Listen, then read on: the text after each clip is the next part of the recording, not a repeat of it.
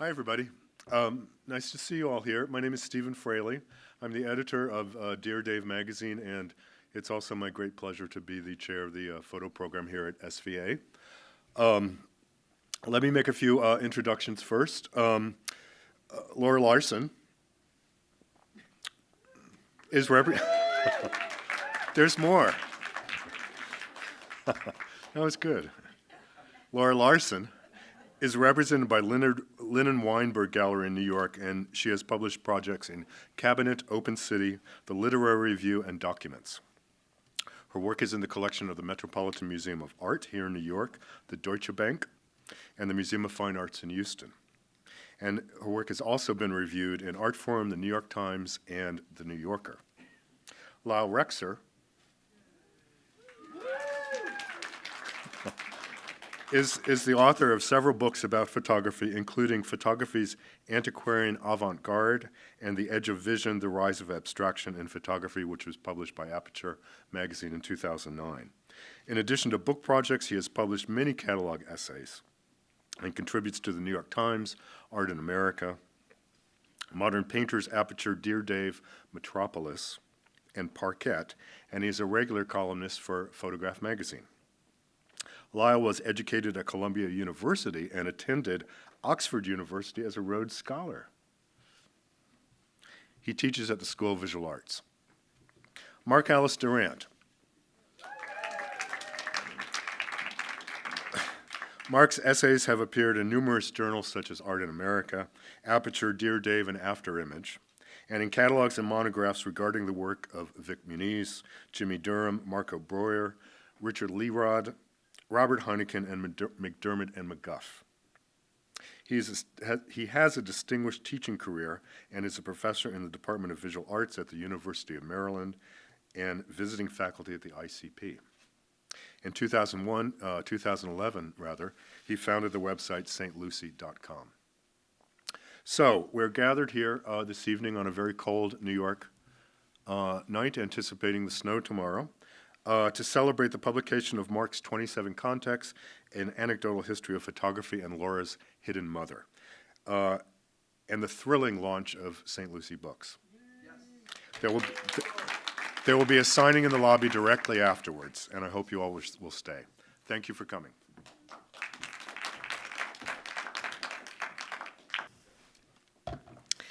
Okay. Thank you so much for being here. I do want to thank SVA Photo, Jared Dave, Maria Dubon, especially Stephen Fraley, who's been a supporter and friend for a long time. Dear Dave is a fantastic publication. I mean, I love its broad embrace of photography in all its forms.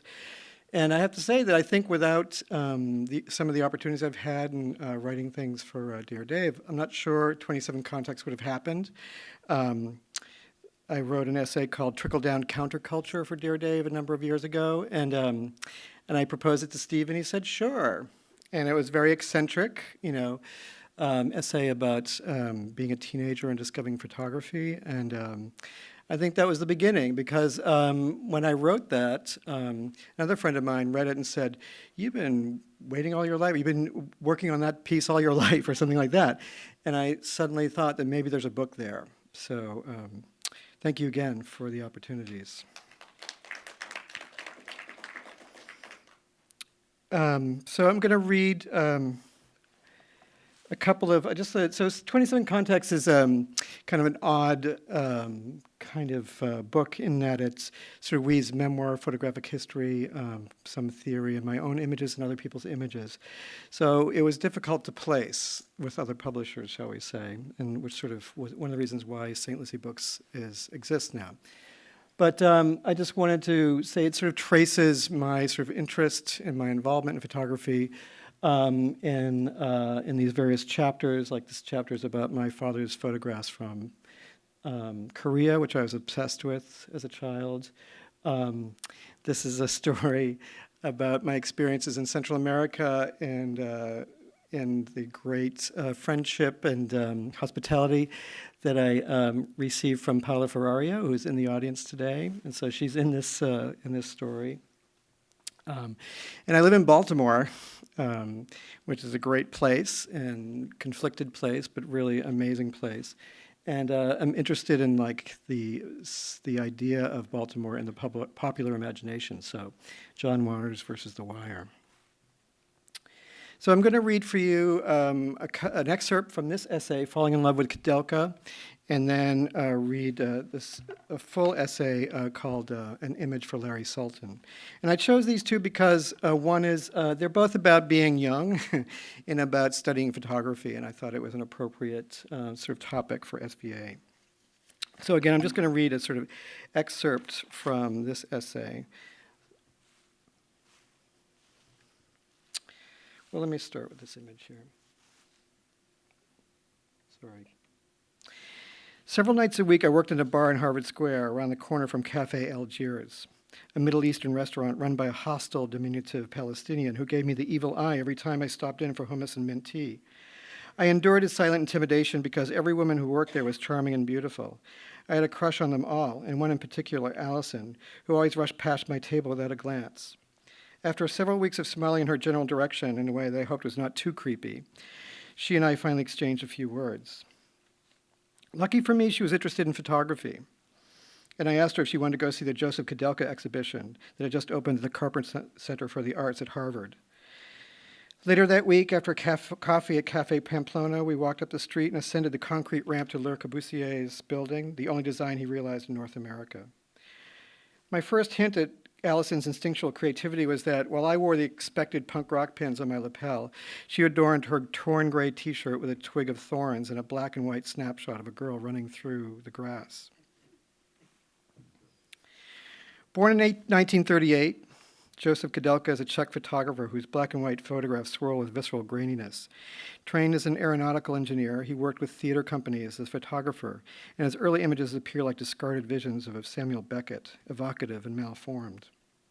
His first long-range project was documenting Romani life in Romania and Czechoslovakia. In August 1968, he was witness to the Soviet invasion of Prague and applied his alienated vision to the brute force of history. One of his most well-known images was taken in a moment before the Russian tanks could be seen, although the threatening rumble could be felt. An arm thrust into the frame from the left, its wristwatch, tells us it's 12:22, as if to proclaim, this is the exact moment that it happened. In the background, a prominent Prague boulevard fades to a soft blur, an evacuated stage anxiously awaiting the arrival of the oppressor. As a result of these photographs, he was forced to leave his homeland, and although he immigrated to France, he adopted a nomadic life in which the camera was his passport and photography was his home. Koudelka has remarked that photography is a kind of theater for which the play has not been written. His embrace of statelessness has served him to create decades of photographs that act as temporary shelters, rest stops along the road to self-imposed yet permanent exile. Allison and I shuffled from frame to frame, transported by Koudelka's hard-edged lyricism. We were not ready yet to hold hands, but I felt tethered. Acutely aware of our shifting attentions, we were alternately drawn into Koudelka's worlds and then gravitationally pulled back and toward each other. We stood for many minutes in front of an image taken in Spain, 1971, of what appeared to be some kind of feast day or carnival.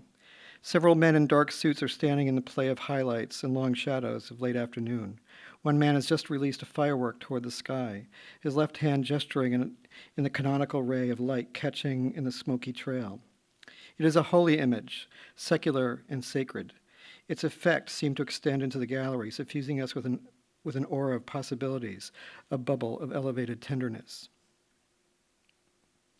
Our relationship was born in photography, and our connection evolved as a kind of extended photo shoot.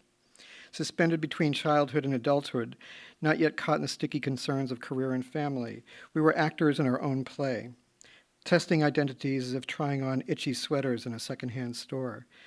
We staged miniature dramas for the sake of being photographed. Photo excursions took us to Provincetown in winter and abandoned factories at night. We traveled to the Yucatan and to Berlin. We photographed ourselves crunching along frozen sand dunes and dreaming lazily in bed. We drove into the field of daylilies during a nocturnal excursion in the Boston suburbs and photographed our silver car as if it had just dropped down from Mars. Meandering around Stonehenge in pale winter light, trying to figure out how to make a picture, we settled on closed eyes and thumb-sucking in front of the brooding megaliths. We filled rooms with candles, drank wine, and lit old photographs on fire. With gleeful abandon of photographic rules, we left the camera's shutter open too long. We swung the camera in an arc. Like drunken bartenders, we mixed light sources on a quest to pour mind-altering concoctions, combining the warmth of tungsten with the sickly green of fluorescent, the cool constancy of daylight with flickering yellow flame. Sometimes they produce surprising results. I photographed a group of men digging out a tree root in the front yard at night. The orange glow of the headlights mixed with my camera's flash to reveal a portal to the underworld, as if Lucifer himself had made the image. The picture was fiery and clotted with fragmented bodies. The camera inspires a performative attitude. To be imaged is to participate in an infinite process of replication, to be made inauthentic, an artifact of surfaces. Like Adam and Eve renegotiating self-consciousness, we embraced the expulsion and cultivated theatricality instead. We were unashamed. Thinking of ourselves innocent outcasts, we invented a photographic universe of our own romantic statelessness. Photography was our anchor, our communion, our validating ritual, connecting us to each other, to the present ecstatic moment, and to a history of image makers we considered our aesthetic ancestors. Every release of the shutter was an unspoken bow to Koudelka, to Robert Frank, to André Cortege, to Julia Margaret Cameron, and a host of other photographic celestials. Okay, so that's from Falling in Love with Koudelka. It's longer, but that's all I'm reading from that. So this essay is for Larry Sultan, who is my teacher at the San Francisco Art Institute. And each chapter starts with a little quote. This one's from Larry. Like a ventriloquist who laughs at his dummy's jokes, I keep trying to make photographs that seduce me into believing in the image, although time knowing better, but believing anyway. My faith in photography as a path forward deepened. No longer was it only about making pictures. I wanted to study photography as a phenomenon. The dichotomy between photographs as an art form and as a documentary tool generated a compelling conflict, and I wanted to move toward the heat of it. I also felt that I had to make a choice between music and photography, Boston and elsewhere. I fantasized about going to graduate school at the San Francisco Art Institute and work double shifts at the bar to save money. After work, I spent most nights in the darkroom, building a cohesive portfolio. My clothes stank of chemicals at the end of each printing session. Dozens of wet photographs hung on clotheslines across my apartment as the sun was coming up. I applied not once, not twice, but 3 times before I was admitted.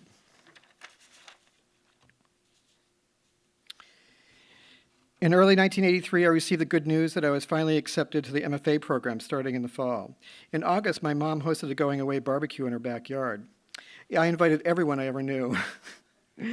Old girlfriends and former high school revolutionaries shared Budweiser and sangria with my brothers and cousins. Young people with bleached hair and unexpected body piercings came up my mom's driveway, prancing through a gauntlet of aghast aunts and uncles.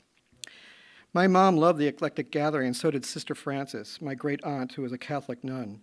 Sister Frances was old school and still wore a fairly elaborate black and white habit. But she was the most joyful, loving, and tolerant of all my relatives. Being a retired educator, she loved books as much as I did, and I would be forever grateful for the astronomy and space travel books that she gave me throughout my childhood. I regret that I never made a photograph of her. Toward the end of the day, my Aunt Roberta cornered me as I came out of the bathroom. She married and left Boston at 17 to run a mink farm in southern New Hampshire. During summer breaks from school, I was often shipped off to work there. My job was to fill the water trays, which required pulling enormous lengths of hose down the paths between the rows of hundreds of cages. The swarms of black flies and mosquitoes, combined with the stench of rotting food and mink shit, made those afternoons hellish. Minks are skittish and animated animals, and what haunted me most was the clickety-clack of their claws as they madly scampered in circles around their small wire cages. The incessant metallic noise canceled out the birds and the frogs and the crickets and other pleasingly country sounds. Roberta, who raised 6 children and then drove a school bus after the mink farm failed, was suspicious of all things upper class. That included higher education, which she considered impractical. "What are you going to graduate school for?" she asked, pronouncing graduate school with no small amount of disdain. I sheepishly mumbled something about studying photography. She looked at me unblinkingly and asked a question I was unable to answer then, and I'm still at a loss to come up with an acceptable answer. "Don't you know how to work that goddamn camera yet?" Despite Roberta's piercing question, 2 weeks later, Allison and I were on the road to San Francisco, making lovely photographs of fields of sunflowers, bobbing their heavy heads under the Nebraskan sky. Larry Sultan was one of my teachers when I entered the graduate program at the Art Institute. It is difficult to separate my first impressions of him from the sensory shift I was experiencing living in a new environment. I had grown up in stingy Boston, and all the sensual and hedonistic cliches of San Francisco were fresh revelations to me. Pacific light illuminating white stucco and pastel Victorian homes, fog slithering under the Golden Gate Bridge, the vertigo one felt braking at stop signs at the top of impossibly steep streets, the rows of majestic palms running the length of Dolores Street, calla lilies blooming in the backyard, images of the Virgin of Guadalupe painted in hallways and dangling from rearview mirrors, mariachi bands and aging beatniks, the treacle scent of night-blooming jasmine after a long evening in a smoky bar. The graduate photography seminar met down the hall from the courtyard fountain. In Studio 16, a high-ceilinged room with huge arched windows and balconies overlooking North Beach and the marina. Once a week for the next 2 years, the graduate students gathered here for critiques and discussion. Larry was often the seminar leader. First impressions are fleeting, fragmentary, and vivid. His boyish hair, brown leather coat, gray suede shoes, elbows on his knees while he rolled a cigarette and spoke of secret things. His critiques of student work were precise analyses punctuated by exuberant laughter. He laughed at himself, at pretension, at earnestness, at failure, at success. He quoted Aristotle, Virginia Woolf, and Walter Benjamin. When he recited this passage from Rilke, I want to be with those who know secret things or be left alone. I only wanted to be with him. Professionally, Larry was between his groundbreaking collaboration with Mike Mandel, Evidence, which was published in 1977 and was just beginning to work on what would be his opus, Pictures from Home, which would not be published until 1992. Having studied photography in the social humanist tradition as an undergraduate, I was woefully ignorant of the seismic shift occurring in photographic practice in terms of appropriation, authorship, pastiche, and irony. In other words, the whole postmodernist thing. Evidence is a modest portfolio of 59 photographs culled from various industrial, police, and governmental archives, such as NASA and the Jet Propulsion Lab. It was the urtext of my epiphany that the process of photography didn't end with the mounting and matting of a beautifully printed image, but that photographic meaning continually shifted in its relationship to context, presentation, and language.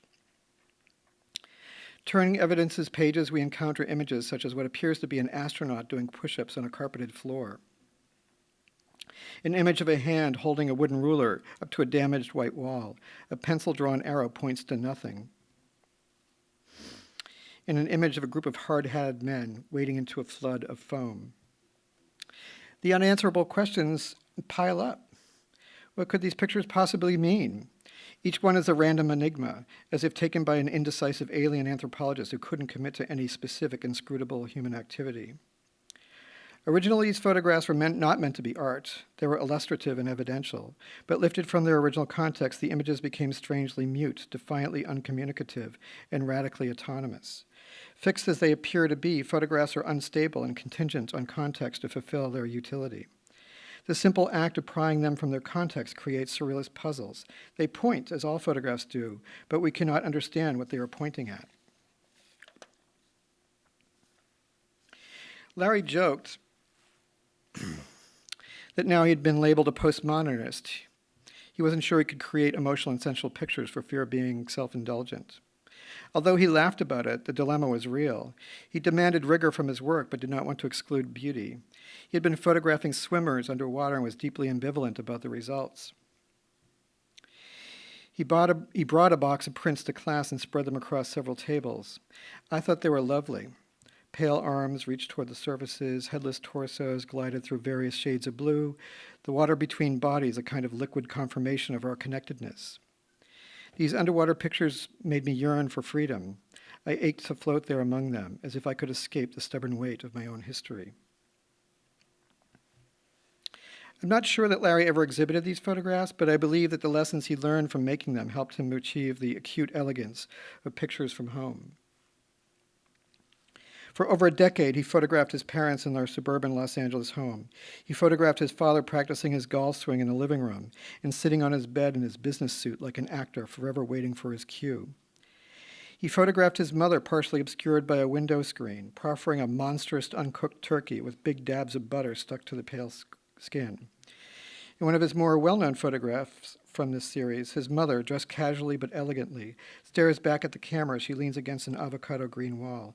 You can almost feel her conflicting impulses to appear relaxed yet presentable. Her husband, meanwhile, appears oblivious to the loaded dynamic, directing his attention to the Dodgers game on TV. In these pictures, Larry seemed to be dismantling masculinity, domesticity, and mid-20th century American fantasies of success. His father complained that Larry was making him look old, and although sympathetic, Larry refused to flinch from the truth of description. He struggled to balance compassion and critical distance in his photographs. Pictures from home and in his later work photographing porn sets in the San Fernando Valley redefined observational photography in the sense that he was able to create fantastical documents that shimmer between myth and reality. As a teacher, Larry connected the dots between history, culture, material process, and personal responsibility. He joined us for drinks after seminar one evening, and slightly drunken, I told him a story about my Aunt Roberta cornering me at a going-away party. He loved it. "Don't you know how to work that goddamn camera yet?" he would laughingly ask whenever I push-pinned my photographs to the wall in class. His mantra was that artists were involved in the creation of meaning, and that this required a lifelong commitment. He taught me that being an artist is to create your own path, both internally and externally. He would sometimes quietly say, "This image really sings to me," when a photograph touched him in some way. Not only did Larry help me envision what it meant to be an artist, but I also learned so much about being a man. Growing up, most of the men in my life were drunks and tyrants. I didn't really understand at the time that part of my West Coast grad school sojourn was partly a search for a kind of maleness that I could live with. When I graduated from the Art Institute in 1985, in lieu of an artist statement, I wrote this minor allegory based on a recent dream for the exhibition catalog. When I learned of his illness and passing in 2009, I understood with fierce clarity that Larry is at the heart of this image. The ground is uneven, broken earth, shattered boulders. It is difficult to walk. The fog erases any possibility of identification. I am walking in one direction, and I think the earth is ancient. There is a tall man half-stride behind me to the left. I don't know how long he has been with me. Even this close, he is only a vague form in the thick mist. From under his cloak, he pulls a trumpet. I cannot watch too closely because I am still stumbling along. He raises the horn to his lips and lets out one long, beautiful cry. The mist begins to clear, and I see children walking in front of me in pairs and threes and singly. They are moving along in quite a deliberate fashion. Some of them are holding hands. I feel comforted by their presence and their apparent knowledge of our destination. When the note of the trumpet fades, the fog again enshrouds. It is still difficult to walk, but I continue by thinking of the sound that clears the mist and of holding hands. Thank you.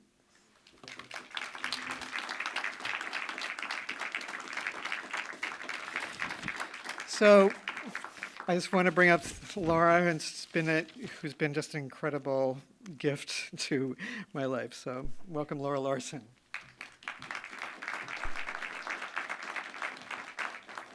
I want to thank Stephen and Lyle for so generously hosting this event, and I especially want to thank Mark, who believed in Hidden Mother, and who's also become a dear friend, and I'm so delighted to be part of St. Lucie Books, and also just to see a lot of lovely friends in the audience. So just a quick introduction. That's actually the first Hidden Mother I ever bought. But this book came out of, I was asked to contribute an essay about motherhood for a collection that my colleague Jenny Klein put together. And she asked me to do it to write from the perspective of motherhood through adoption. And she asked me while I was in the legal process, and it was actually, she asked me to write this essay even before my daughter got to say I received her referral. So I wrote, so the idea, the sort of speculative nature of becoming a mother was kind of part of this project from the very beginning. And so that essay is what became the book.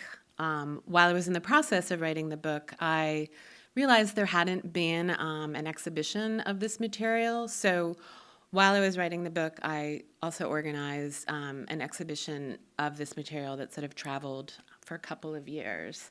So these were both, I'd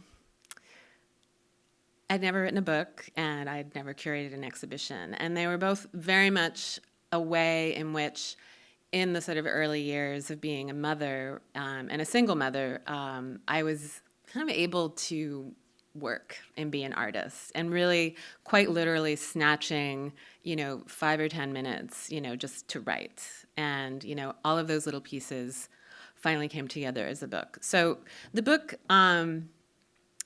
is about this vernacular practice, and my first introduction to it was from a friend, Bernard Yana Lewis, who's in this room tonight. And I really had a moment when I first saw these images, which, like, of incredible clarity of what it meant to be a mother. And in many ways, writing this book was like kind of a way of beginning to understand that in some ways, which is something I couldn't have articulated at that particular moment. So looking at these photographs for me became a way to sort of talk about this particular interval of our adoption, which was essentially from the time I got my first photograph of Goddessay to when I actually met her. So that's the introduction, and I will read now.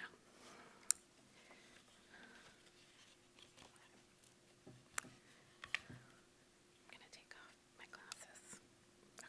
Okay. In 19th-century portrait studios, photographers employed a number of different strategies to stabilize the body during the long exposures of the camera. Sitters leaned on pedestals to steady themselves. Necks were held in a pincer-like brace. A pair or a group might ballast one another, leaning together, an arm thrown over a shoulder, as if being photographed was like taking a boat ride on choppy water. To sit for a portrait was to submit to physical discomfort. The photographer, too, must tense and harness their body to execute the tasks of production. Head cloaked with black fabric to block the light, he, it is almost always a he, leans over the bulky view camera and squints, pressing his eye to the loop and the loop to the glass to focus the image. Muscles strain and ache as if in empathy with the subject. To make a photograph is to see with the whole body. Photographing children presented the operator with a specific set of challenges. Pedestals and braces can't be used on the small, unruly bodies of infants. The photographer enlists the mother to play an instrumental role. Her body props the infant, steadying and comforting while the film is exposed. Hold still.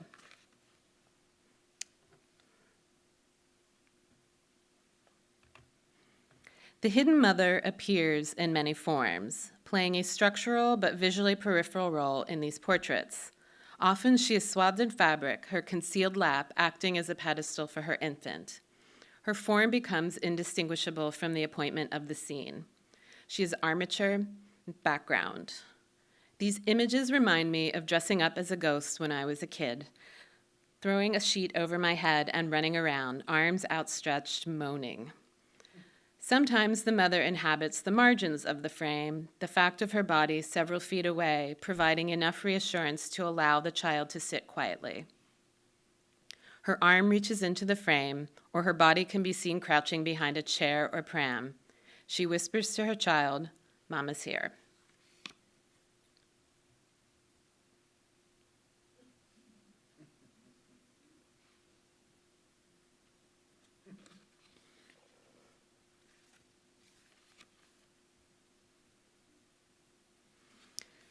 When the portrait staging is insufficient to the task, the photographer turns to other techniques to isolate the child on the finished plate. A mat placed over the plate vignettes the image, centering the baby and occluding the mother. Sometimes the measures are more drastic. If she can't be concealed, her face is scratched away, revealing the black enameled surface of the tintype. Alternatively, a thin layer of black paint is used to mask her presence. The implicit violence of these practical strategies raises the question, why not photograph mother and child together? I'm taking liberties. I want to bulge and erupt, to bleed into the frame.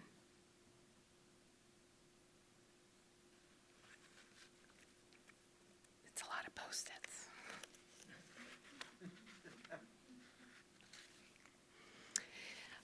And I'll interrupt for a second. This is a quote from Camera Lucida by Roland Barthes, which is a kind of important frame of reference for this book. And here the essential question first appeared: did I recognize her? My first photograph of Goddessay is nothing more than a mugshot, its purpose to duly record her entry into institutional care. The harsh light of the flash marks her official identity as an orphan.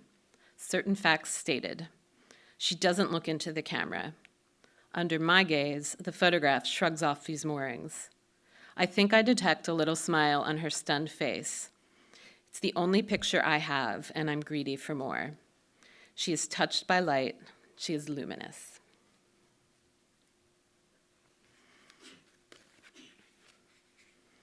Goddessay's arms are painfully thin, and a white onesie hangs loosely from her body. Her eyes are huge and alert. The director of the adoption agency reports that she is very small for her age. It's impossible for me to tell from the photograph.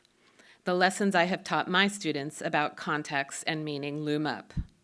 I can see her, but she floats. I station the image on my computer's desktop and my cell phone. I make multiple prints of it, as if willing her into physical presence. It's duplication and elaboration and invention. The tiny digital file yields a smear of pixels at 4 by 6 inches. She is even lighter than paper, her skin the surface of the print. I would wait 7 months before bringing Goddessay home, and this time would be measured in photographs, a stream of them that formed a virtual umbilical cord between us. They instructed me, she's growing, she's healthy, but my desire animated them, seizing and elaborating upon the details of her. They reassured me of her presence in the world and reminded me of our separation. Like a hidden mother, I was bound to and separated from my daughter.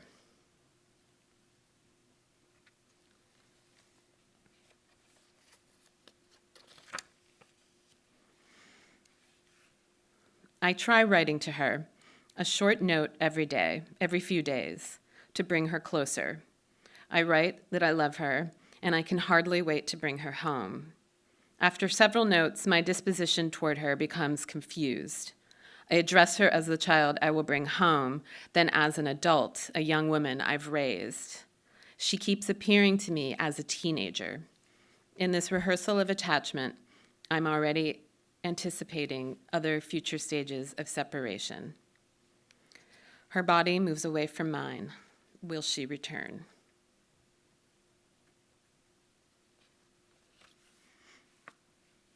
And I quote Barthes again. A sort of umbilical cord links the body of the photographed thing to my gaze. Light, though impalpable, is here a carnal medium, a skin I share with anyone who has been photographed. I love the implication that photography's appetite is indiscriminate, that it is an omnivorous medium, and the way Barthes links the carnal to the mother's body. Desire doesn't choose, it lands.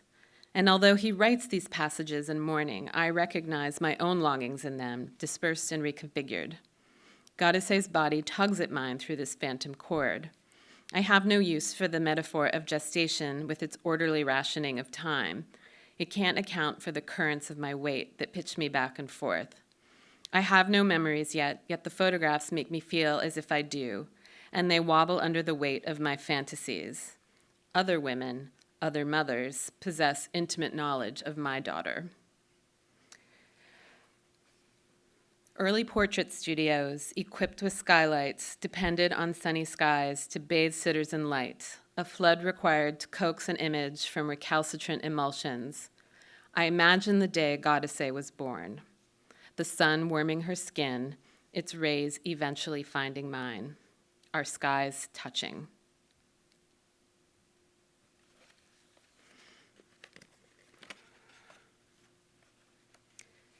I speak of her family, but I am thinking of her biological mother.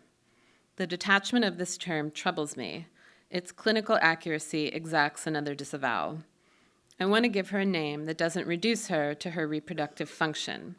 She's even more elusive than the child to whom I write, a shimmering that never coalesces into an image. Even a hidden mother is accorded a veil, her concealment a tacit acknowledgement of her power. The claims of the women who gave birth to Goddessay terrify me. I tentatively rehearse the authority of my own claim. I am her mother. Not hidden, legible. Because I am white, it's a sentence I will have to declare over and over again. That's the public, and here's what I reserve. The fact of our difference, that our bodies do not match, will be a reminder of future separations.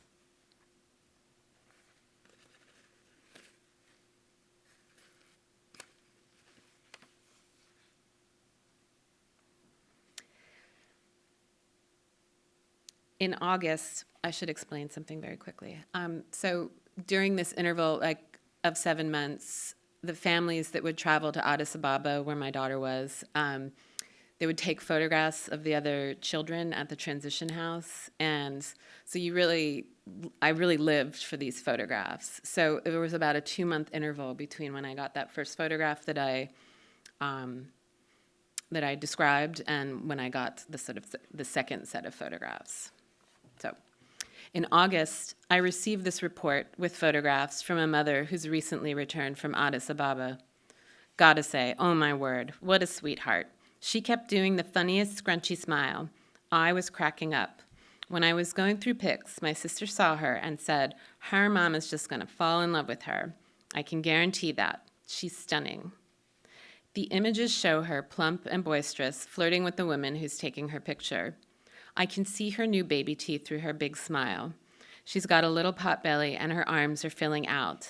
She makes the scrunchy smile, a skeptical and playful look, an expression I recognize as one of my own. She's changed dramatically in 2 months, and she doesn't look sick. I sob with relief and happiness. I see a thinker, a comedian, a coquette, a radiant and fierce girl. I will not reproduce the image here. It is only for me.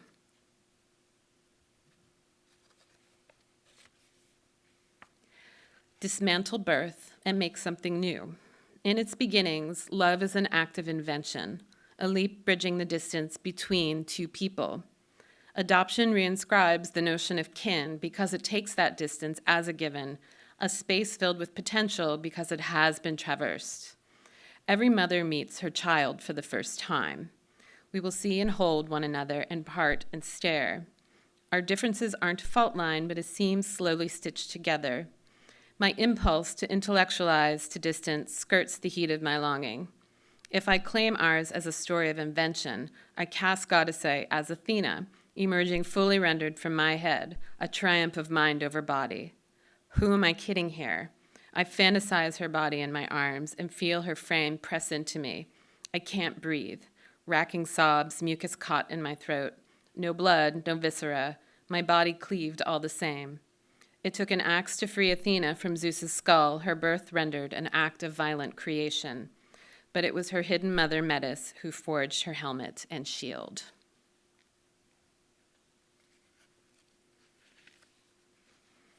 So now we're skipping ahead.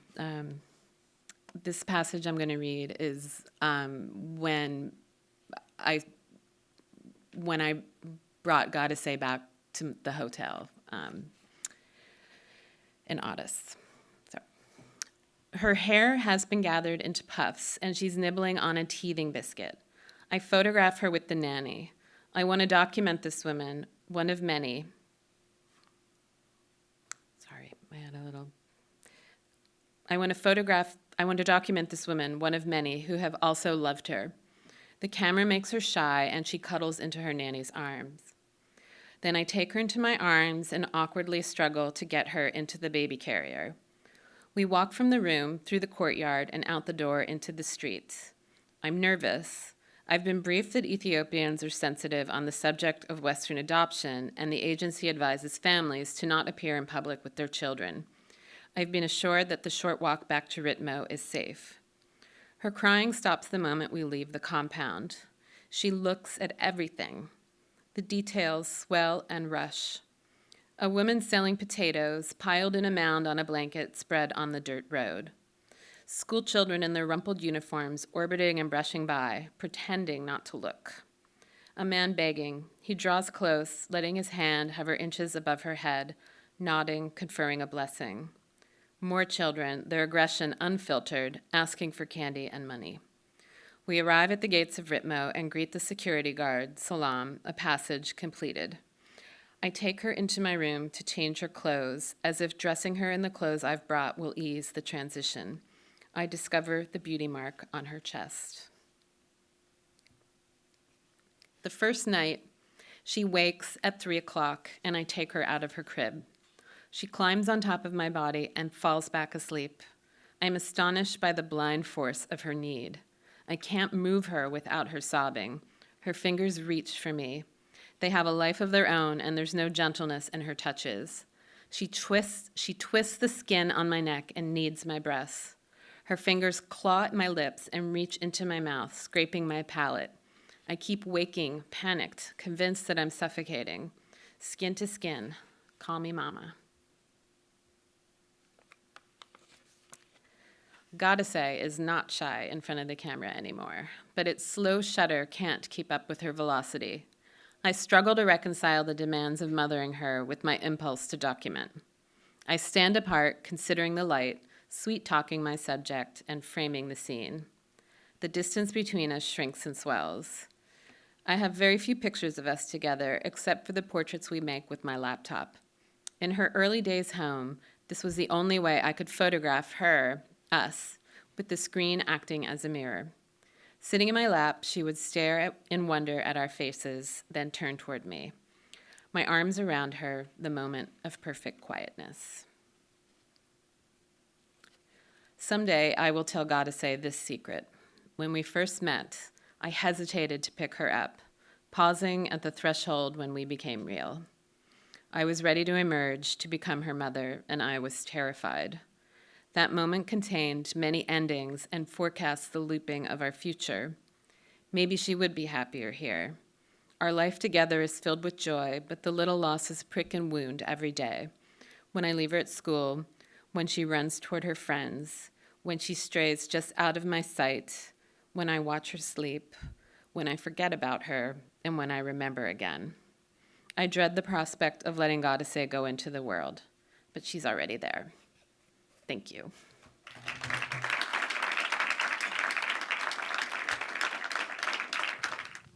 So, you heaped our plate, both of you. It's really inspiring to be here for me.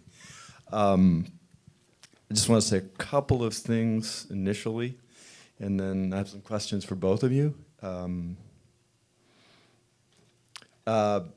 Just a couple of things. First, that Mark has been, I think, enormously important to my world and to the world of photography. He's somebody who I've been following off and on for, I think the first thing I read by you was, I think your book on McDermott and McGuff would have been around 2000 maybe? 98.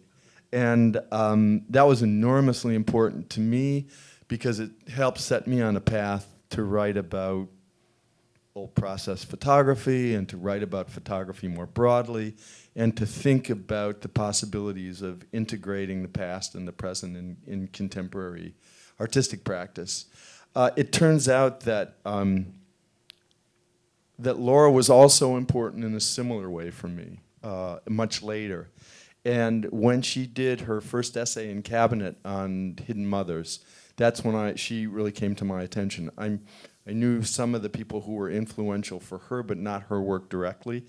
And when I saw her work, or certainly saw the cabinet essay on the hidden mother images, that kind of went viral, actually.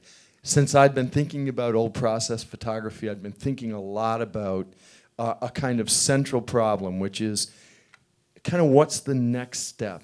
How do we integrate this kind of interest in the past or interest in photographic practices which are become antiquated into a more contemporary practice? And the way she was thinking about the tintype, the way she was also incorporating into her own work kind of aspects of the theatricality of sort of earlier photographic practices, I thought was enormously important as a way of starting to think about how to make the past contemporary, which is something basically what artists do. So both of the people on the stage have been important to me, and it was really moving for me to be able to see their work kind of in a package, you might say. So when I was asked to be able to talk to both of them, I've got a lot of questions for both of them. They need to sign books, so I have to kind of think about what I don't want to have you talk about and what I really do, because I only have you for a few minutes. I think it would be remiss if we didn't talk a little bit about St. Lucie Books and about how the two of you came to work through this process of making the books. And I suppose I should talk to Mark first about the origin of St. Lucie Books, and then I'd be very interested to see how Laura got kind of brought into the fold on this, because these are beautiful books. They're really well done, and you set a high bar for, publication of what are essentially serious and thought-provoking work around photography. Sure. Thank you so much, Lyle. Real quick, I'd started a website, St. Lucie, about 5-6 years ago, basically as a way to archive, some of the things I'd written that were in obscure publications, but also as a freelance writer, I would propose articles and essays to various publications, and oftentimes they would say, yeah, it's a little weird, no. So and I thought, well, I should write it anyway. And so the idea was just to start a kind of online journal. And so it's become, something that I've spent a lot of time on over the last 6 years, and it has lots of essays and conversations and portfolios and that kind of thing. So I don't know. I wasn't thinking of starting St. Lucie Books. I had finished a draft of 27 Contacts and was shopping it around. And you sent it to me. I remember you sent me yeah, a PDF. I sent you an early. Really, I wanted your help, Lyle. But the text is in between. It's in between. It's not a criticism. It's not art history. It's not a monograph. It's none and all of those things, I think, in some ways. And it's deeply personal. So, the academic presses were like, well, it's going to be expensive and it's not scholarly. And some of the art presses were like, well, this is not a monograph and it's not criticism. And so it was that kind of thing. So online, I saw Laura was doing a Kickstarter campaign, and I decided to get in, and I didn't know her, Laura. I mean, we had mutual friends. I knew of her work from the cabinet, and actually Bernie had told me about her years before, and that we should meet, but we had never met. And so I just contacted her and said, hey, can I talk to you about your Kickstarter, and what are you doing with it? And I asked her, so what are you doing? Who's publishing your book? And she said, no one. And I said, why not? And she said, what she said was the responses that she was getting were basically the same responses I had been getting. It's too odd, it's eccentric, we don't know what to do with it. Do we have hit lists of all the people that we... No. It's completely understandable. It's hard to sell books. They're expensive. There's lots of good reasons why people said no. But I don't know, just soon after that, I remember I was just thinking, I could publish Laura's book. Oh, I could publish my own book. and I was like, oh, St. Lucie Books, boom, and that was it. I mean, it really was set sort of quick. It was like one little epiphany after another, and I thought I saw my future opening. I pivoted in that moment. I pivoted from despair to hope. I mean, really, it's what happened. I mean, because That's I was super like, important. no one will publish my damn book. Fuck you all. And I just suddenly was like, oh, wait, this can happen, you know? And since I'm from a DIY background in the first place, it sort of made a lot of sense, you know? And it seemed to make sense with what I'd been doing with St. Lucie, that it could be something, extend the mission of St. Lucie. So that's the short version of it. Yeah, well, I'm from Laura's, from your perspective as this person who was also going through this kind of frustrating experience, which, needless to say, is common to all three of us.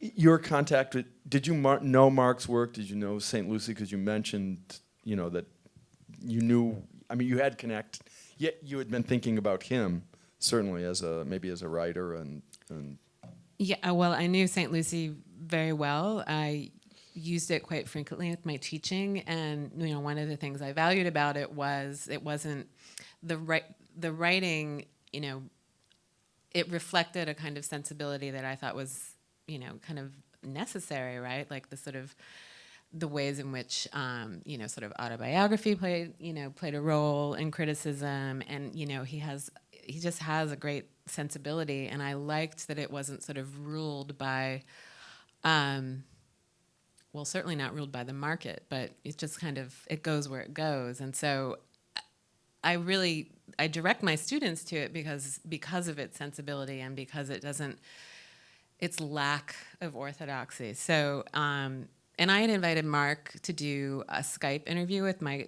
grad students, and so then I really got a kind of deeper sense of his history as an artist and a writer. So I did feel in that interview like I kind of got to know you a little bit. So when we had this conversation, it was, I mean, I'm so used to doing things on my own, and just the fact that he was kind of like, hey, let's do this thing. And I was like, hey, sure, you know, like, why not? Because here I wrote a book, and I didn't think I could do that, right? So it was, for me, it was just like having a pal in the process. And yeah, it's like, hey, there's a barn. Let's put on a musical. yeah. It's exactly like that. The other thing that struck me, and the reason why both of these books have turned out to be, and I just read them, you know, I read them when I was away. I was traveling, and I just kind of gobbled them up, you know, in what time I had when I was traveling. I thought, you know, because they were both very compelling to read in completely different ways. And for people who don't have the book or have not yet read either of these books, I find it enormously interesting that they do express very different people who are dealing with material in quite different ways. Mark's is sort of, as you've already seen, it's a combination of essay, travelogue, sort of personal narrative.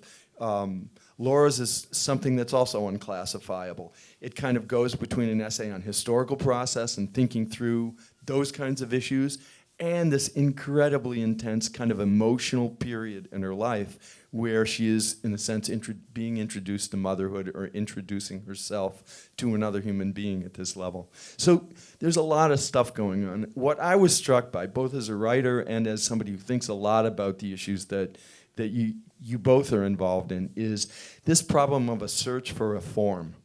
And it's particularly, it seems to me, pertinent now because I think most of the best writing in photography comes from a very personal place. I mean, it seems to me, and you can correct me if I'm wrong, but we've moved out of a period where the kind of heavy theorizing that has characterized past writing on photography has been, in a sense, kind of absorbed. And it's been taken in by people who are thinking about images and people who are writing about them. And the search for a form, a very personal way of engaging images and our own past and what images do to us is really the name of the game. So I was thinking about all the people who are models, people who come up in your own thinking and your books, and inevitably their approach is to find a form or a voice for the work that they're doing. It's distinctive and that never moves away from who they are. And I just wanted to ask you both about your own progress as writers and this search for a form and what that entailed. Mark and I have talked a little bit about this, at least briefly in the past, but I'm really interested to hear Laura, you talk about that, because it seems to me in your book, the pressure on the language is intense. You're really kind of, there are things the words need to do, and you've done, I think, an amazing thing in getting them to do that. And I just want you both to talk about the process a little bit. Well, Camera Lucida was the point of departure, and It's central to both of your books. yeah, absolutely, absolutely. So the structure of my book is totally, indebted to that book, and that book is about the loss of his mother and trying to sort of find this defining image. And I just, I sort of took that structure and thought about, his sort of notions of photography and time and loss, and kind of transcribe them to sort of think about the ways in which time and loss in photography figured in largely into my experience of becoming a mother through adoption. So, I wouldn't be here if that book hadn't been written. And also the ways in which, he uses photographs. And of course, the central thing is he never shows the Winter Garden photograph, the photograph of his mother. Yeah, And a so- strategy that both of you adopt in your books. Right. There are pictures that you refuse to show, and I hope we can talk about that a little bit later. Yeah. And I think, the other thing is I'm actually a pretty deeply reserved person. So to write a book that is about, one of the most intense emotional periods of my life, I lost my mother in this, during this time. I needed some refuge in which I could withhold things. And so that was another sort of lesson I took from that book. Another book that was really important to me is Maggie Nelson's Bluets. And again, that was a book that sort of has a kind of chapter form that sort of works with time in a particular way. It works with a kind of, what's the word I want to use? Disclosure, but at the same time, just kind of, there's a vast amount of reserve in that book, even as much as she reveals, right? And so that book totally gave me license. And, In terms of a way to write as well, because there's something I want to talk to Mark about, just the sound of the words, the way they work together, or was it more about that reticence and revelation? well, reticence and revelation, but also that, all of these things could be in a book. Like I could write about my daughter. I could write about, I could write about tintypes. I could write about hidden mothers that, and this comes, also from kind of really learning a great deal from creative nonfiction in general, in the last 5 years. So in some ways, that's more of my model than thinking about this as a photography book. And of course, absolutely. this sort of was why I had a hard time kind of pitching it to presses, and I understand why they didn't want it, but I don't think I felt like I was teaching myself how to write while I wrote this book, and I didn't have a kind of easy kind of pitch for it. But the Maggie Nelson. I'm totally spacing out on the book now, but Catherine Taylor's book about her. Do you remember Catherine Taylor's books? No, sorry. She's a friend of mine. She wrote this amazing book about South Africa and her family's history in South Africa. Is that Don't Let's Go to the Dogs Tonight? Not that one? No. No, okay. Sorry. I'll remember the minute I step off the stage. So. Oh, am I answering that? Before I forget, I just want to give a shout out to Gannett Abraham, who designed both books. Yeah, beautiful. She's a dream to work with, the loveliest of humans, and she just embraced both books and had just really very subtle and lovely things to bring to the table in terms of trying to make these things happen. So, I think a lot of credit goes to her. It's funny you should mention Maggie Nelson because she was huge for me. And actually, St. Lucie is called St. Lucie because of Maggie Nelson. Did I ever tell you that story? So when I was thinking of starting a website, I was like, I would stay up late at night thinking of domain names and then searching for them, and all the good ones were gone. Like MaggieNielsen.com. yeah, that was the first one I looked for. But I had all these like really like Lightbox.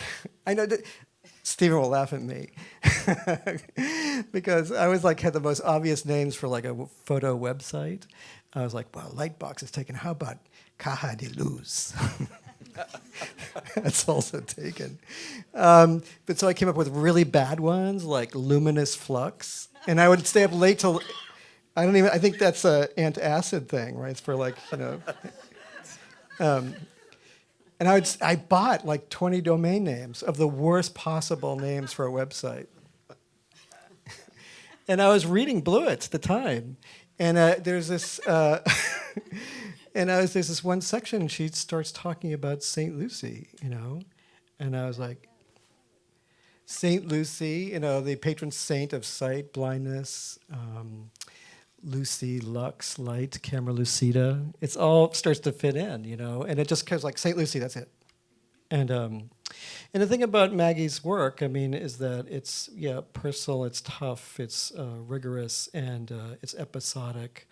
It has a kind of collage-like accumulative power, especially that book. Right, so I think that was hugely influential on me as well.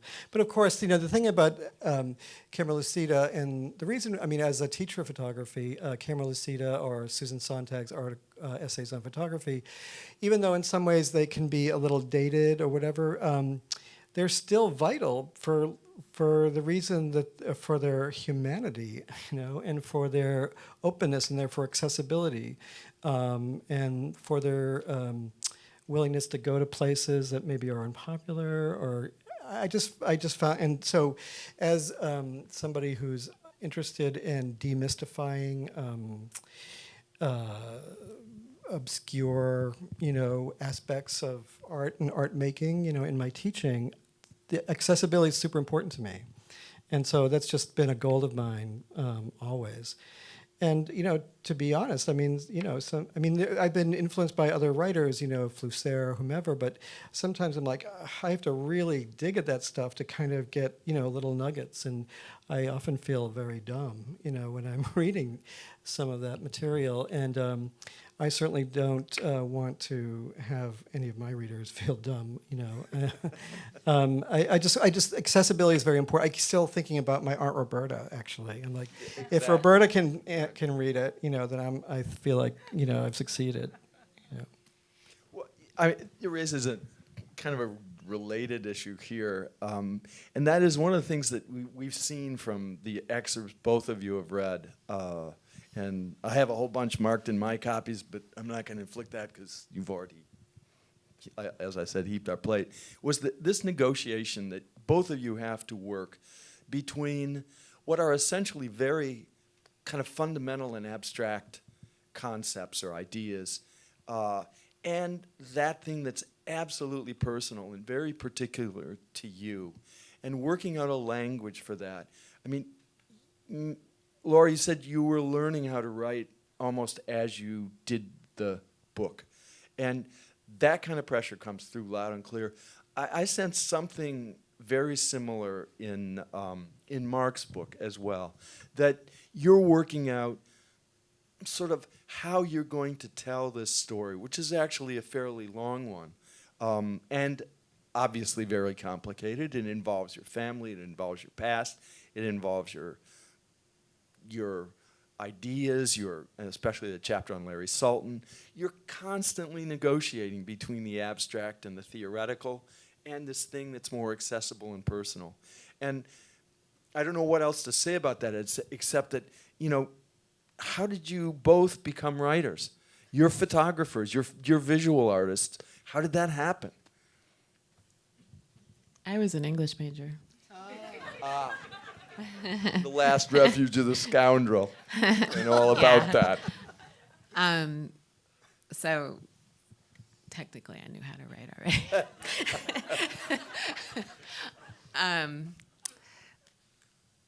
Well, actually this other thing, for me, it's not that much of a negotiation. I think my introduction to critical theory as a student, and then, the ways in which it's fed my practice as an artist and as a writer, like, they don't, I mean, it's always given me a way to kind of like understand the world, and it's especially true for Camera Lucida. And I think, it's a work that I feel like it's like a gift of recognition, like the more and more and more I read it. And that's true for a lot of other writers. I just lost track of your question.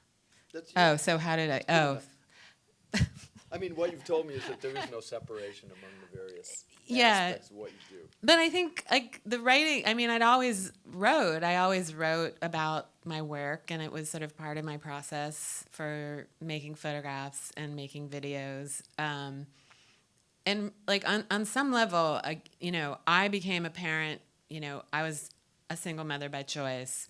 And, I had reconciled the fact that in doing that, I was probably not going to make art for a while.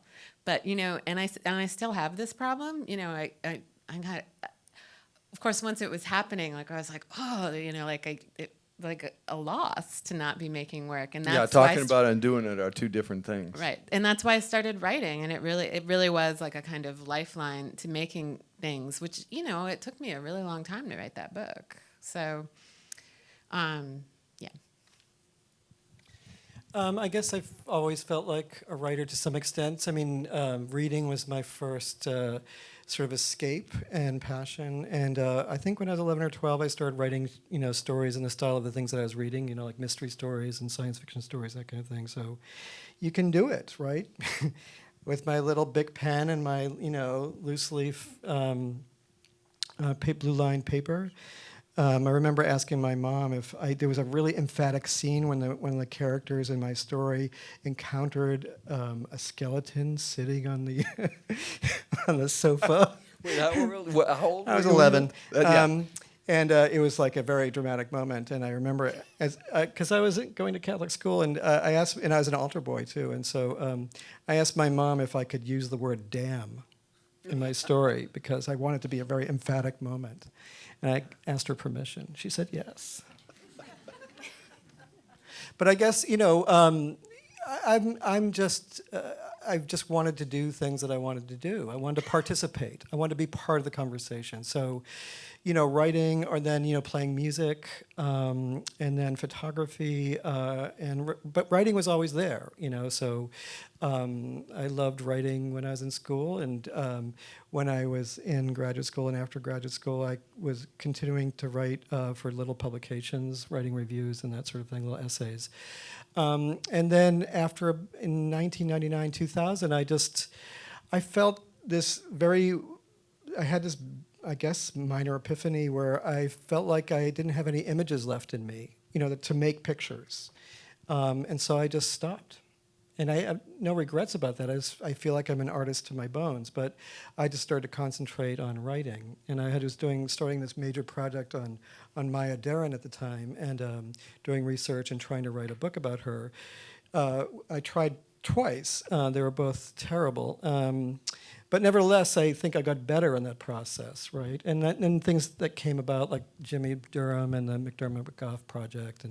But I was writing here and there for different magazines. And so it just became, and being a teacher, a full-time teacher, I'm always in expository mode. I'm always like, and then this, and then this, and then this. It's always about storytelling to some extent. And so I feel just sort of locked into that.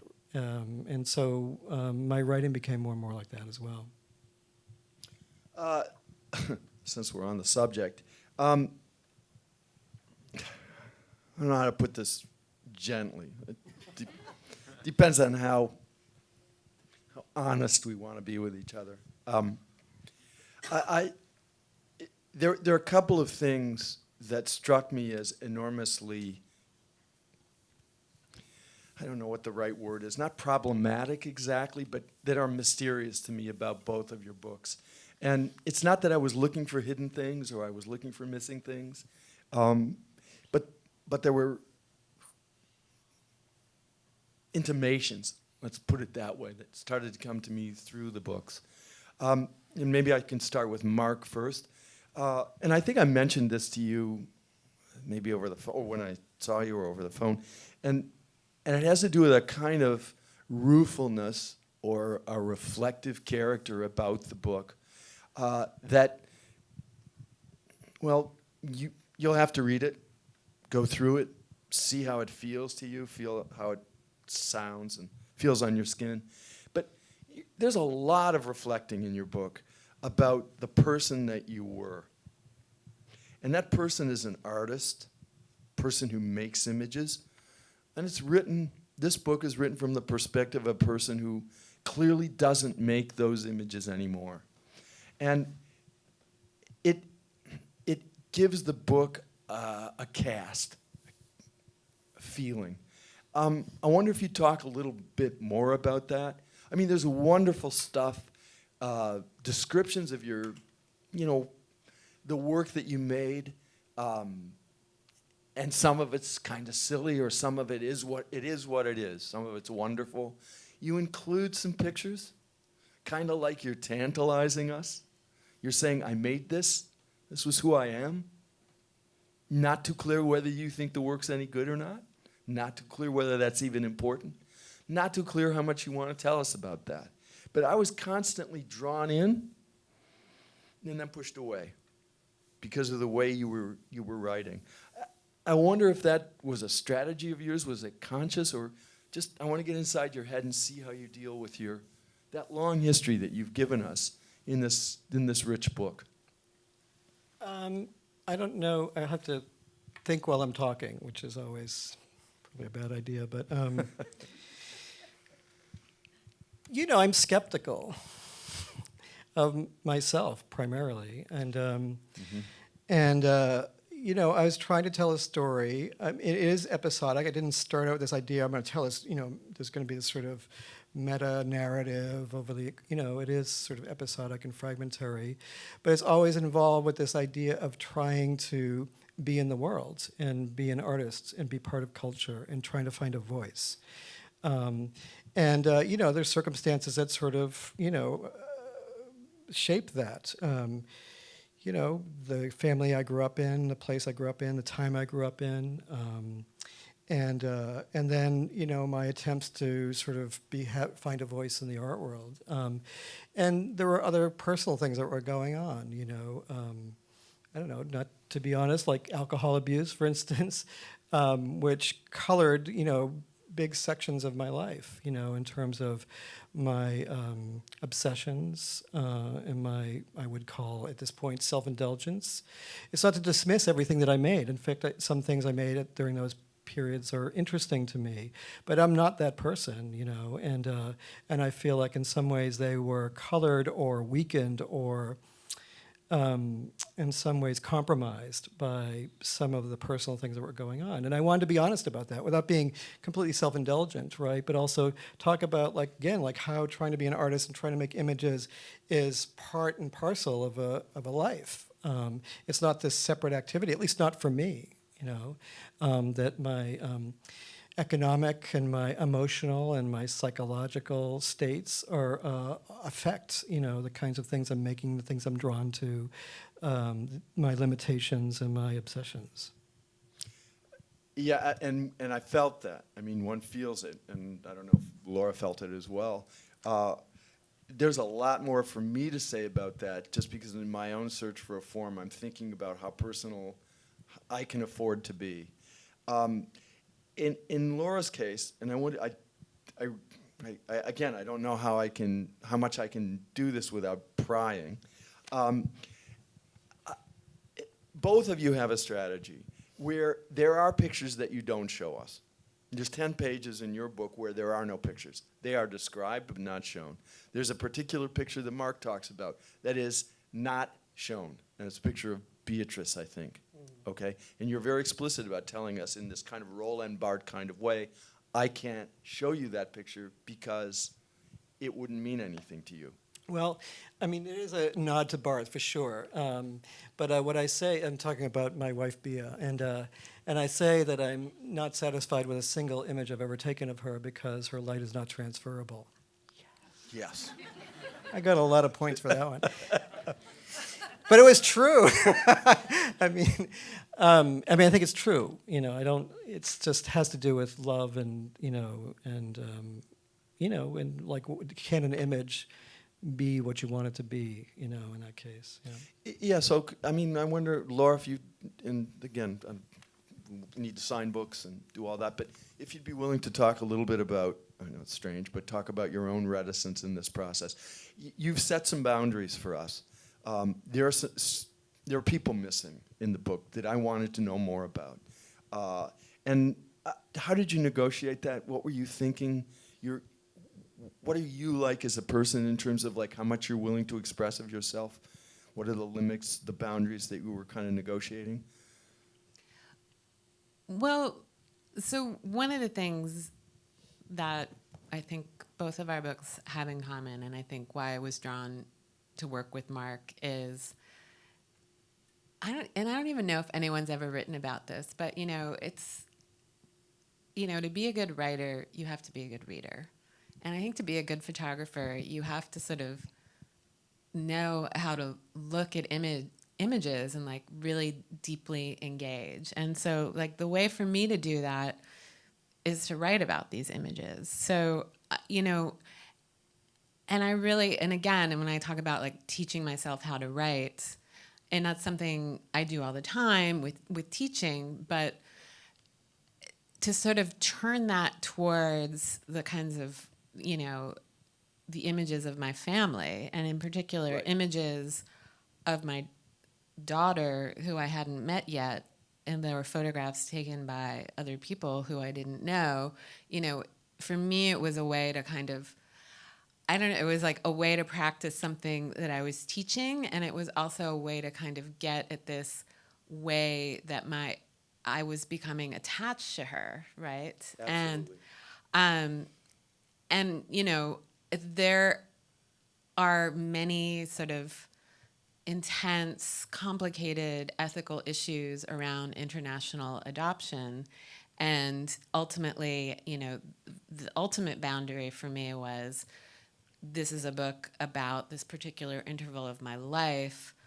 I'm not going to disclose anything about Goddessay that, in the future she might not want disclosed. So, so there's that kind of like practical ethical boundary for me, but then, much in the way that like if you set a certain kind of limitation for yourself and you think of that as a way to kind of be productive, like, and that was really productive for me to sort of, I literally would like write these sort of like descriptions of all of the photographs, and that was, how I sort of got to, that one section that you referred to. And, hopefully again, like the sort of sense of like, I would look at these pictures and it was like I just wanted to like pull so much out of them, but of course, like ultimately, it's just a picture, right? And so I, on some level, writing about them kind of got to that tension and that sort of sense of frustration and loss that I sort of experienced in looking at those pictures.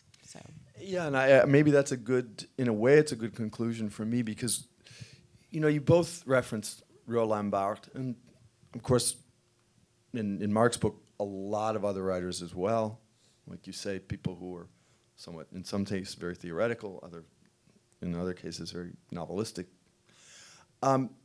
It seems to me that in the process, certainly in my process of reading both your works, and from what you've said about the way you've written them, it was very much about coming to a much more fundamental understanding of images and photographs particularly than whatever you'd experienced before. That the process of writing this really moved you both to a very different place or a new level in terms of your own kind of connection to photographs as, like you say, as living documents, as kind of versions of living things.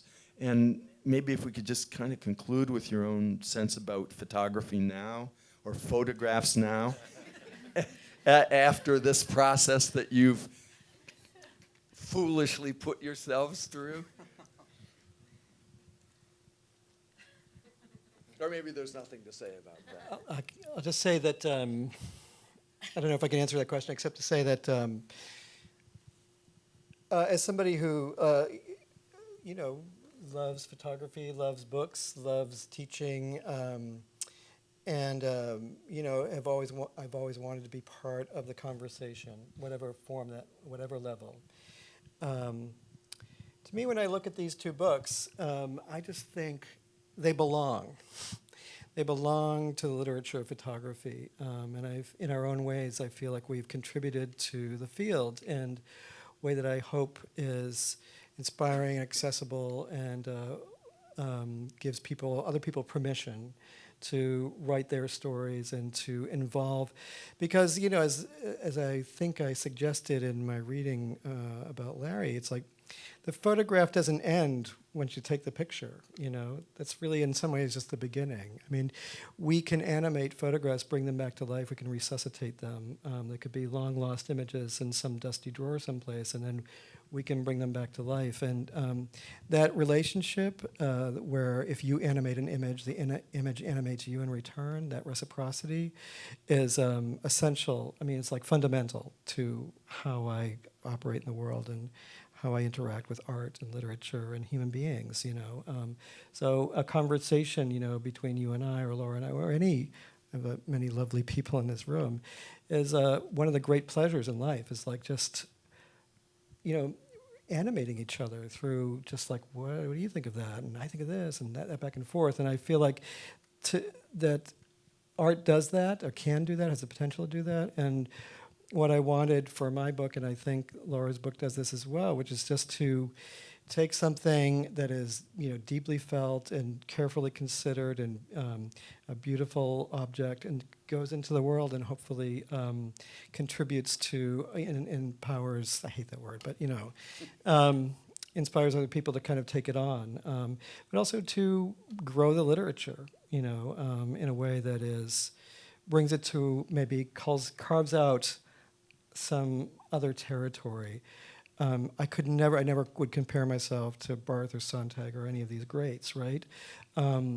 But I do feel like in my own way I've processed the materials and my own experiences. And one last thing, just that as a maker, as a photographer, I think that's important as well. It's like I learned photography. I made many, many, many photographs. And I think seeing the medium from the inside is really part of what I have to offer as well. And I think that's true for Laura's book. That's the last for you. Yeah. Well, my daughter's 8 now, so I am making photographs again, which is pretty exciting. I'm sorry, I keep forgetting your questions. I think just maybe to return to something you said at the beginning, there's been a kind of resurgence of interest in sort of 19th century processes, this kind of return to analog, and my interest in it is more conceptual in some ways, and I think the sort of process of writing this book has been really instrumental in what I'm doing now in my studio. I'll also just say that the experience, there's huge sections of the book that came out, but there was a kind of lengthy section about race and sort of talking about the shift in analog materials, from the 19th to 20th century. And that's something that's still of interest to me that hopefully I'll keep working on. I want to thank both of you. Again, both of these books are wonderful books. They've been, again, they continue to be important to me. And just want to add one thing as a writer, that both books seem to me to have engaged a level of risk and involvement or commitment That's really rare in contemporary writing. And there's nothing gained without that level of risk. So I appreciate what both of you have given us. And you'll be able to participate in this directly because they are signing books and everybody should get on board. So thank you. Thanks, Lyle.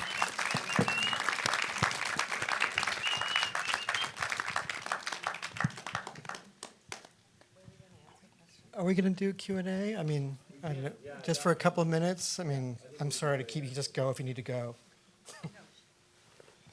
There are microphones in the audience, I think. I mean, that's what I think. Yeah, there's a question over here. Yeah. Yeah, I have a question for Laura. Is that your name? I was wondering about the women in the pictures of the children from, like, looks like from the end of the 19th century, who, you know, were covered up, and it reminded me of something that I'd seen a long time ago. There was a book of photographs of post-mortem photography, 19th century, of, you know, they would take photographs of people right after they died. And there were a lot of pictures of women holding their deceased children in their arms as if they were sleeping. And do you think maybe the living children, they didn't photograph the mothers, but the living children didn't get photographed with their mothers because holding the baby would be too much like a postmortem photograph of this tradition of photographing the baby sleeping eternal sleep with the mother? Or is there... Well, I think the post-mortem photographs were, they served two functions. They were portraits of the children, and they had not made a portrait of them when they were alive. But I think they were mourning photographs, and that's why the mothers weren't concealed. And I should mention that, you know, this vernacular is referred to as hidden mother, but you know, there are images. You know, it could be the assistant, it could be, you know, there are hidden father photographs. You know, so it's a kind of it's a convenient designation. And I guess the way I sort of ended up writing about it was less like about a kind of role and more about a kind of labor, right? And sort of, you know, and then how that labor is, you know, marginalized, essentially. So they were covered because they could make a photograph, like, just of the child, right? You know, it was a moment where photography was becoming inexpensive enough that you didn't have to sort of, like, get everybody in the picture. So. The question right there. Thank you. I couldn't help thinking of the old adage, one picture is worth 1,000 words, and how did it apply to both of you, that I just couldn't fathom the 1,000 words because your words meant so much more. Thank you. Thank you. Thank you so much. It's very kind of you. Yeah, that's a great compliment, actually. One word is worth 1,000 pictures. Does anyone have any other questions or comments? Yeah, this work makes me think both sort of works and all of the works within each of your works makes me think of this idea of co-performative witnessing that performance studies scholar Dwight Conquergood has crystallized. Performative witnessing as this, co-performative witnessing as this idea where there's a sharing between the dancerly subject in this performance studies context and the people who are, you know, dancing with this ethnographer, this person who's closely studying this group in some kind of a way.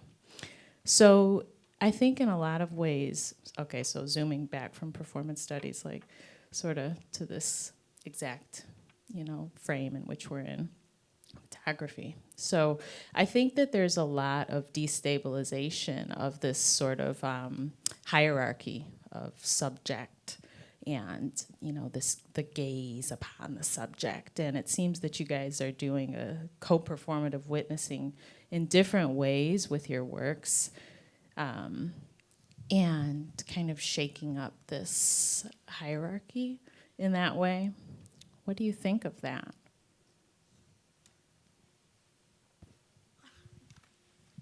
In terms of the writing, so when you talk about co-performative witnessing, the ways in which we're acting as critics and subjects within the text.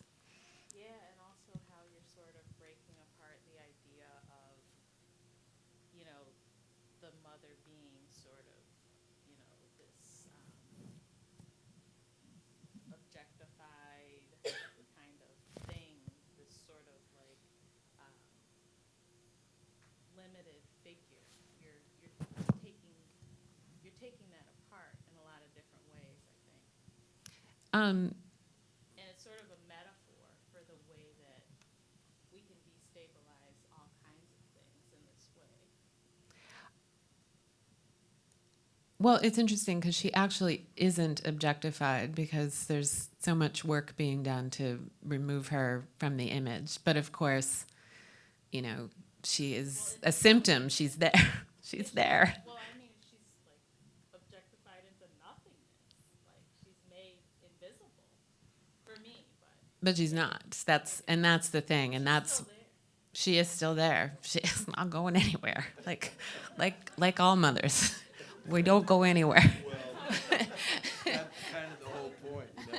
Just stay in the game. But the intent is not to be in any sort of way, in any sort of a relationship with her, you know? Well, except that I would say that I did feel like a kind of profound.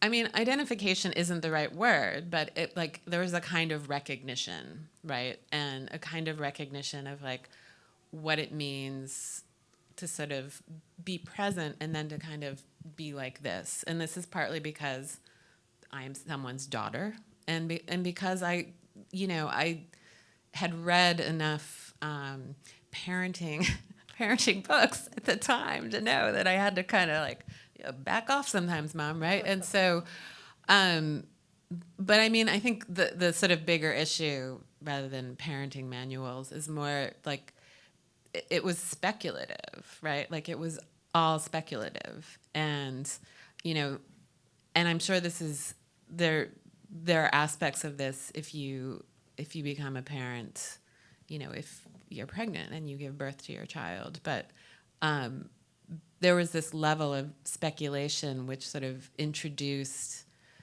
on one hand, like wanting to kind of identify in some ways and yet being kind of shut out of it. So, and I'm not familiar with this writer, so I can't sort of speak in a kind of informed way, but the idea of being kind of both inside of this thing in a speculative way and, witnessing it or sort of trying to understand it through writing critically about it.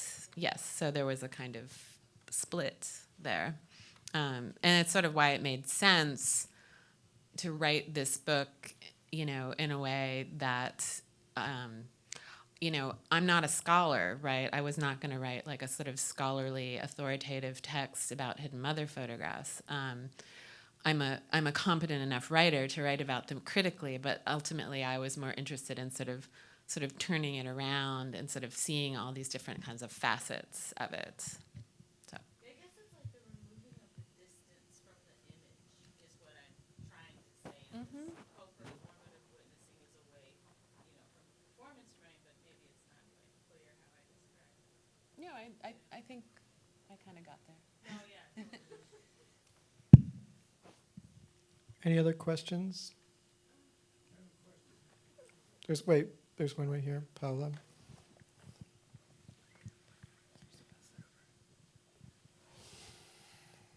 Hello? Yeah, okay. Mark, like one of my favorite chapter is the chapter about the aura photography that you have. I can't remember the exact title. Blur of the Otherworldly. The blur at the underworldly, and for me, it's the first part when you and your friend go off to get your aura photograph. And then there's a part of, what's the doctor name, Archive? Dr. Eisenbud. There's an Eisenbach. And, what I He's love. a real guy. I love is that it's a surprising parallel. But for me, when I read the chapter, made perfect sense for me. I find the poetic in it. But I would like you to talk a little bit about the logic, how these two things came in to be in the same chapter for you. And what do you think they do? What about having our own aura photographs made, and then Ted Syria? They're in the same, and that's why, and that chapter feels a little bit like a poem when you put these two things that, okay, they connect because they can very loosely connect under the face of aura photography, but it's so much more than that, I think. Yeah, well, the origin of that essay came from, I co-curated a show called Blur of the Otherworldly, Art, Technology, and the Paranormal with Jane Marshing, who I taught with at Syracuse for a number of years. And then when I moved to Baltimore and she moved to Boston, and we wanted to keep working together. So we shared an office at Syracuse, and we had this thing called ATOS, which was all things outer space. So we just loved anything that was weird and quirky about, that kind of stuff, flying saucers and that kind of thing. And so how did it happen? We proposed to do an article for College Art Association. A panel on 19th century, spirit photographs, which we did, and then we were asked to guest edit their journal, and so we did, and so we did historical. We had asked a number of essayists to contribute to that. I think that was 2002 or 3 or somewhere in there. And then we started thinking about, well, what are contemporary artists doing with, what kinds of technologies are people using today to kind of investigate the line between the sort of, the concrete reality and some otherworldly kinds of experiences.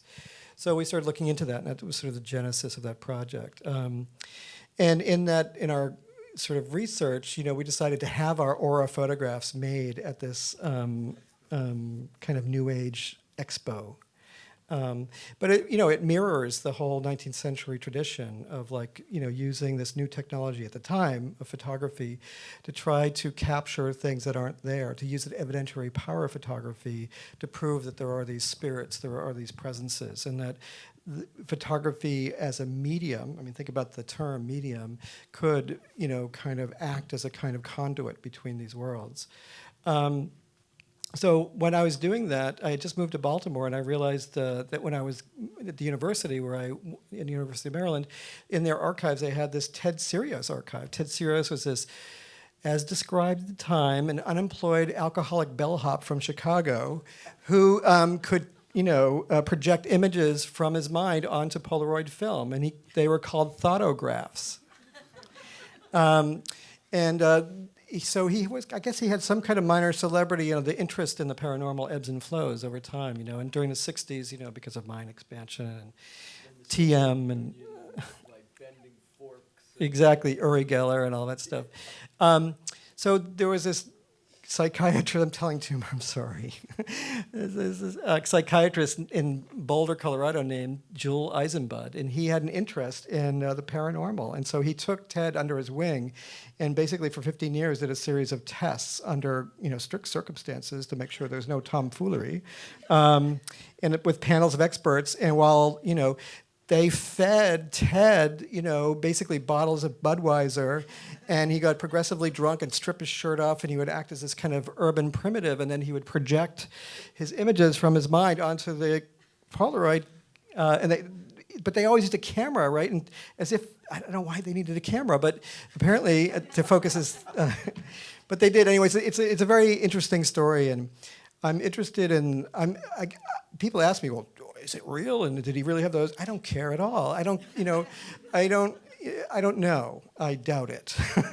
But what I'm really like is the aesthetics of the otherworldly, right? Like how do we imagine the otherworldly through the sort of technologies of representation that we have? And it makes sense, some of the first mediums were table rappers, right? It which, started like basically 4 years after the invention of the telegraph, right? So this idea of disembodiment, and using technologies of disembodiment to kind of investigate the other world, it makes a lot of sense to me.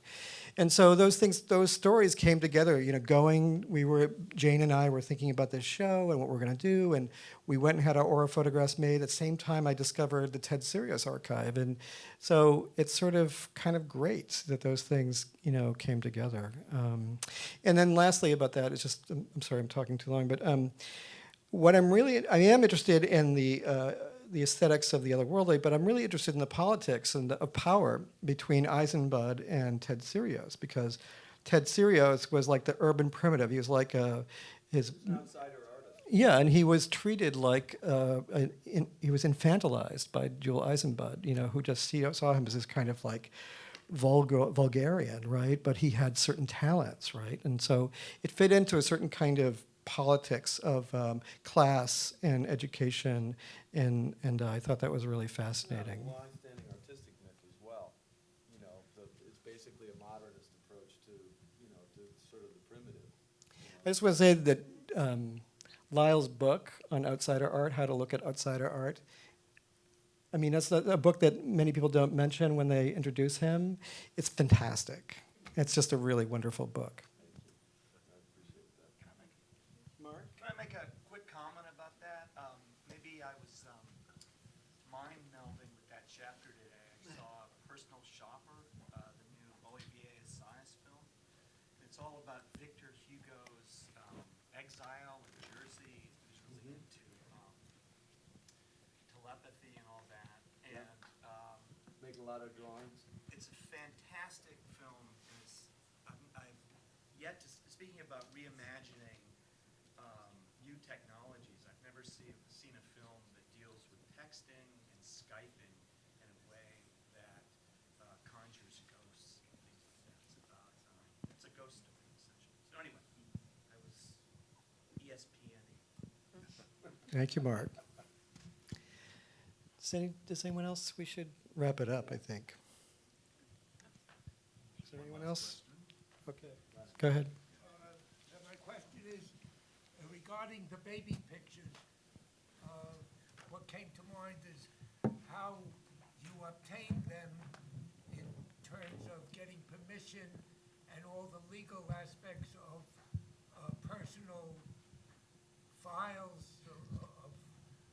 We know how private they are of adoption families, of people breaking into offices trying to find out who their parents are, whatever.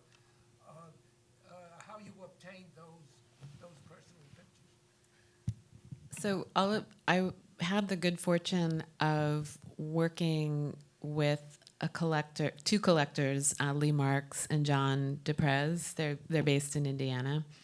And they collected the Hidden Mother photographs for years and years and years. And, it's a little digging on eBay, thrift stores, et cetera. They've been collecting them for 20 years. So a lot of the photographs are from their collection.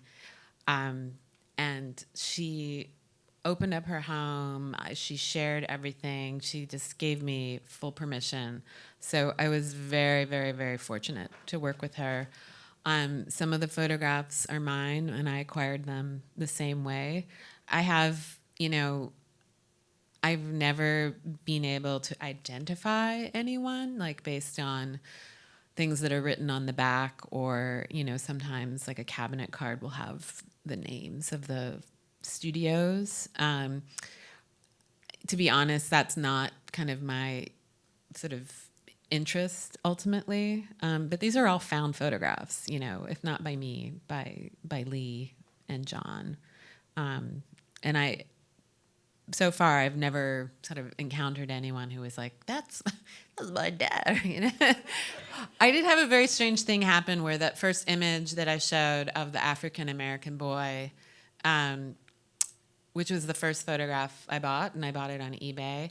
But a few years later, I was, trolling eBay, and I saw the image again. And so I think it was an image that was probably, I'm totally spacing out right now, but, they had cameras with 4 lenses, and they would sort of make 4 photographs on one plate, and then they would cut the plates. So it had to have been like from the same shoot, but it wasn't the same seller, which was so nuts. But it's from New Orleans, or both of the dealers were from New Orleans. So Yeah, I just wanted to add one thing about that. It's not a response directly, but there's a really moving passage in Laura's book. One of the ones that really stuck with me, where she takes on the responsibility of making pictures of children in the orphanage in Addis Ababa to send back, and I think I've got this right, to send back to, you were deputized essentially, to do the thing that was done for you, which is to send back to people pictures of the children that they are talking about and they are going to adopt. And you recognized how important that was from your own experience. And you got into an overwhelming situation where there you were with all these children. And I mean, you'll have to read it for yourself. It's a really short passage. I found it enormously moving in terms of what photography can mean, what the responsibilities of image making can be, and when you're suddenly understand really what's personally at stake for everybody involved. It's not something you're going to forget at all when you read it. It's really and I fucked up. I didn't do what I was supposed to do, but it was just read the book. Yeah, read the book. You'll cut her some slack, I think. Anyway, thanks again. It was really